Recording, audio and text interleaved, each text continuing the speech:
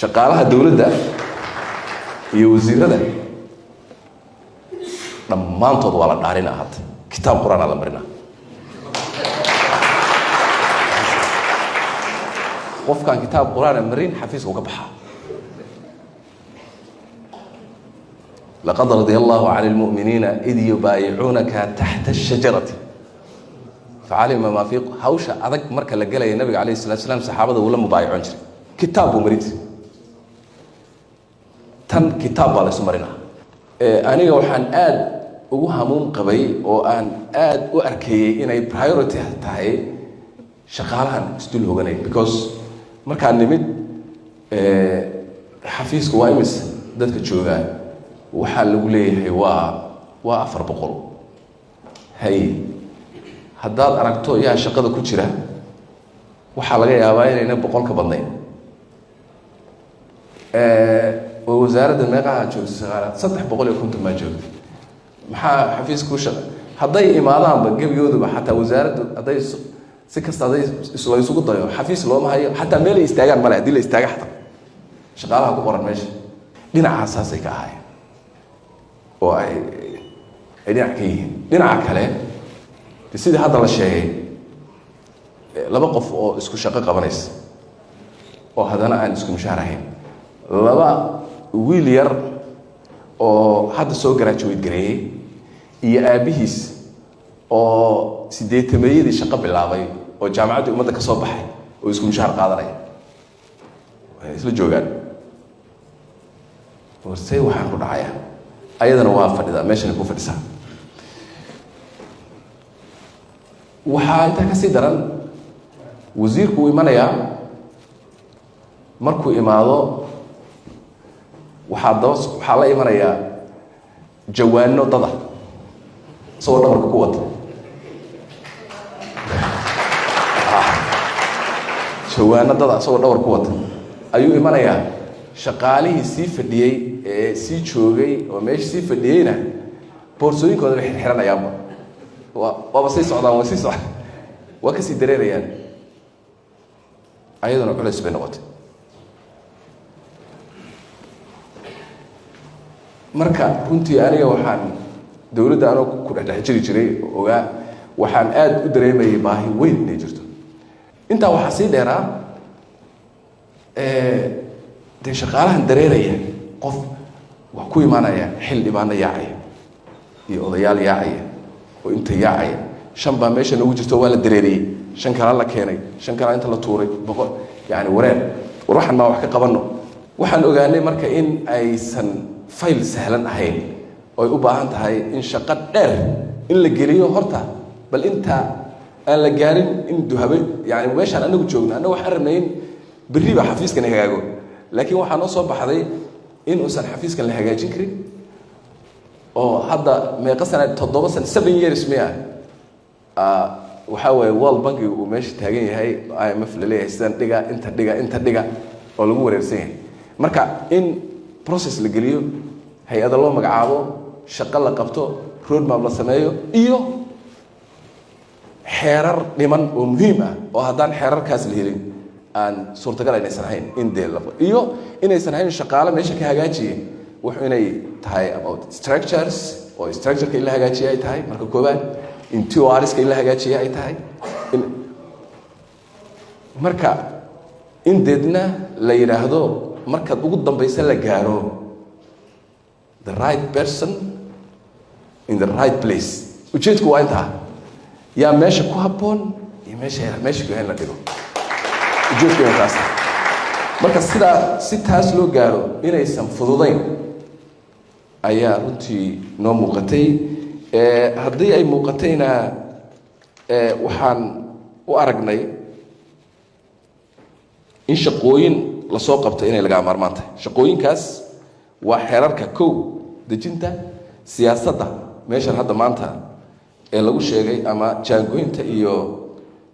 mushaharaadka shaqaalaha rayidka dawladda in la sameeyo xeerka nidaamka xukuumadda oo hadda marka la soo sheegay kala xadeynta la yiraahdo oo runtii aad iyo aad muddo dheer soo maray oo agaasimayaasha halkan joogay wasiiradu ay og yihiin oo qudhees aan bilaash ku soo marin أنا قال أنا أنت اللي ودوتي واحد ماشي كسر مري مشاكل مركي ضمبه وزير دي أجاسمياش يا كلا فجنا يا حتى أجاسمياش يقول بنا نعي وزير هذا وانا لما وردوا بيده وزير دي وحورنا أجاسمياش بقات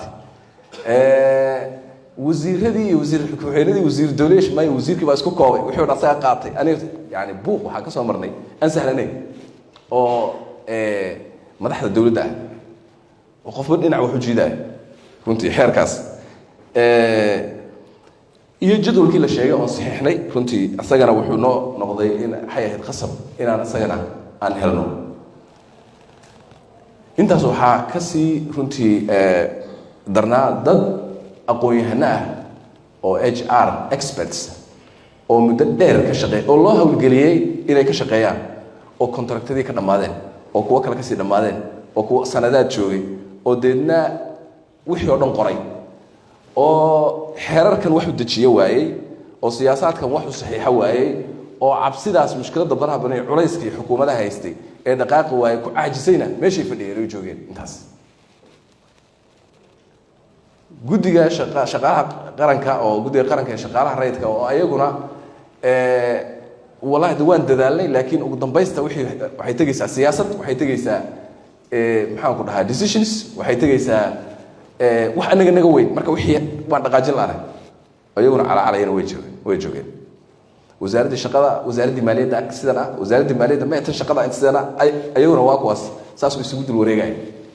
marka arrin sahlan fayl sahlan ma ahayn marka fayl aad u adag oo runtii aan fududayn ayuu ahaa dhinaca kale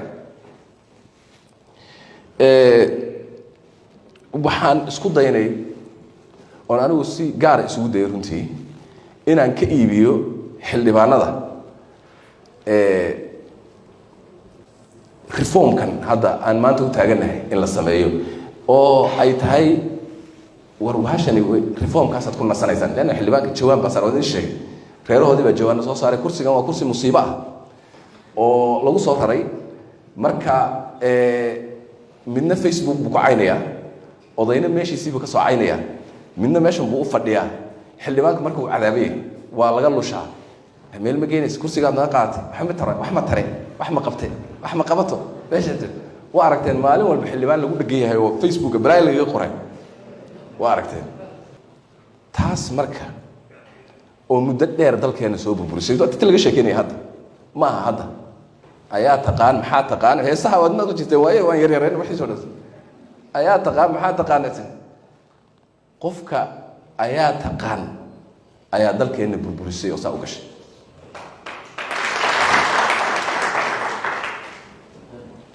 marka muddo dheer bay soo ahayd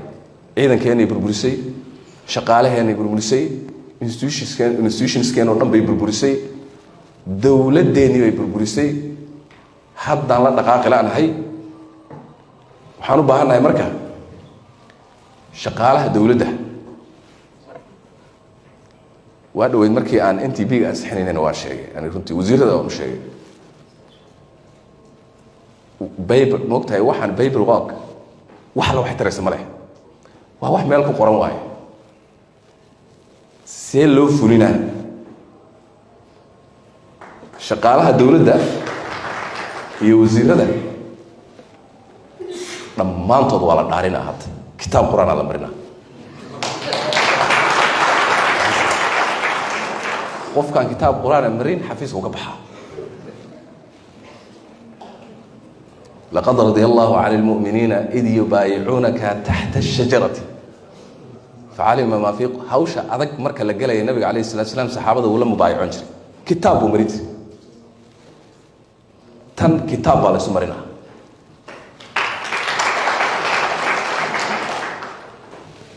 وزير كان أوقافت أرمها إسلامك مركيو حلكي من أني مثلنا وحد إحنا وقارننا إن حجك الحلاليو وبوبكي دتك بوبكي مصيبتي إن لقى بحر ودتك عذابنا عذابك لقى صار وكل جولي سنة رنتي أدبنا وهم هذا علينا وزيرك تناو كلا وحنو بهالنا إن كتاب قرآن الله وضع مريء ويدتك لما أنتو haddii kale ma fulin karno tan bulsho dawladi 60kiisa ugu dhalatay up to now yaa taqaana ku soo shaqeynaysa maxaa taqaan ma ka ogolaanayso dhibaato aad u badan arrintaas ka dhacaysa waa la hubaa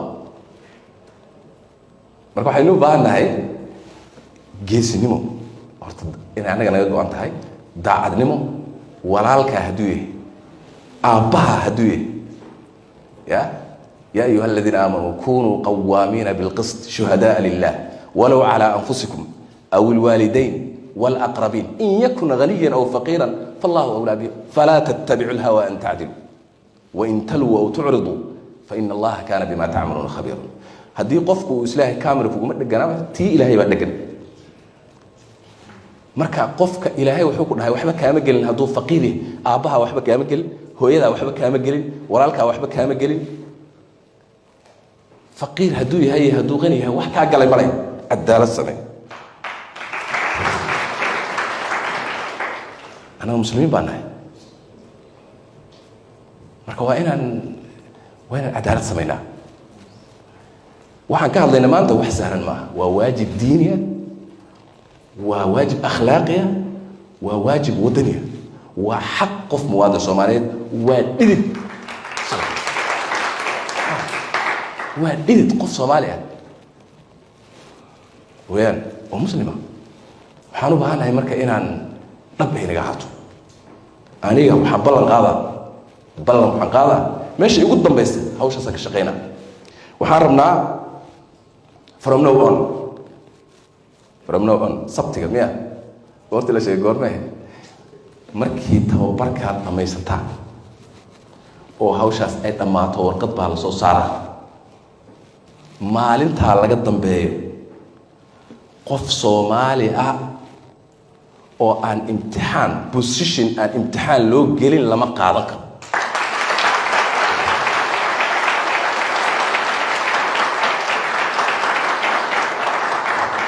waxa la farayaa dhammaan hay'adaha inay saas ogaadaan xiraan mashruucaas inay meesha ku xirnaato waxaad ka raysan doontaan dhibaato badan oo idin haysay haddaad wasiirro tihiin waxaad ka raysan doontaan dhibaato badan oo idin haysay haddaad technical ka tihiin haddaad siyaasi tahay oo xildhibaan tahay waad ka raysan doontaan markay kontonkii jawaanay dhabarka ka saarnaa shahaadooyinkiina qaato halkaas ay imtixaan lagu galayaa taga waxaa laga yaabaa inay adigu hal inaad wax u helayd laakiin 10kii dhabarka ka saara 10 kuba inay helaan baa laga yaabaa 10 kuba inay helaan way dhacday waan ku sameynay saan oo kale waad ogtihiin macallimiinta ku qaadan macallimiinta lagu qaatay wasaaradda waxbarashada way mahadsan tahay way hirgeliyeen si dhab ah ammaan iyo wanaag iyo khayr cid wax ka sheegaysa ma aragteen cidna waa la dhacay ma aragteen ma jirto laakiin waxa aragnay xildhibaan istaagay oo dhahay aniga markii hore hal iyo laba la cararay oo Allah ma aragtay 4.5 na uu qaybay in halkaas waad ogtiin markii hore halkaas la istaajiyay 4.5 na uu qaybay baasha xildhibaankii la 4.5 na uu qaybay maalintii macallimiinta tabarkoodii waa soo istaagay wuxuu dhahay meeshaan inuu cararayeen hal iyo labaad ka helaysaa islaha intaas ay iga soo baxay oo deegaankayga oo soo